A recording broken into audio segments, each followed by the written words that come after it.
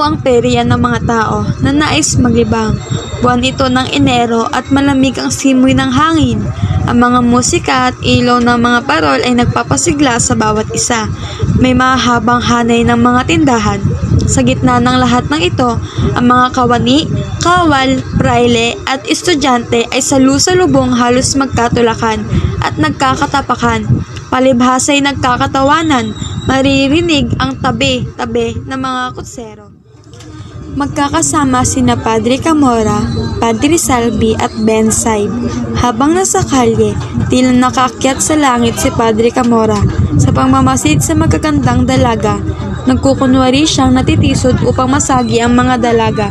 Kinikindatan at pinamumungayan niya ito ng mga mata. Nang mapadaan si Paulita nakasama sina Isagani at Doña Victorina na ibulalas ni Padre Camora. Ang ganda! Anong ganda? Ang noble niya pala yung aking taganit na estudyante. Salamat sa hindi siya tagaroon sa bayan ko. Nakarating ang magkakasama sa tindahan ng mga nililok na tau-tauhang kahoy na yari sa Pilipinas.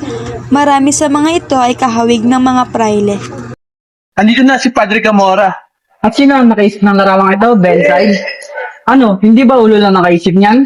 Napansin din nila ang isa pang nililok na kahawig naman ni Simon. Tuloy naging paksa ng kanilang usapan ang mag-aalahas. Simon! Dapat bilhin iyan ni Simon!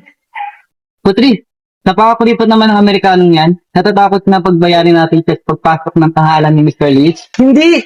Nakakamba na baka mag-ipig siya.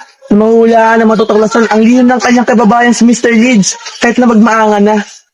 Habang patungo sila sa napapabantog na ulo, Makikilala niyo't pawang kadayaan lamang ang nasalilin sa ulong iyan ang pinagyayabang ni Mr. Leeds.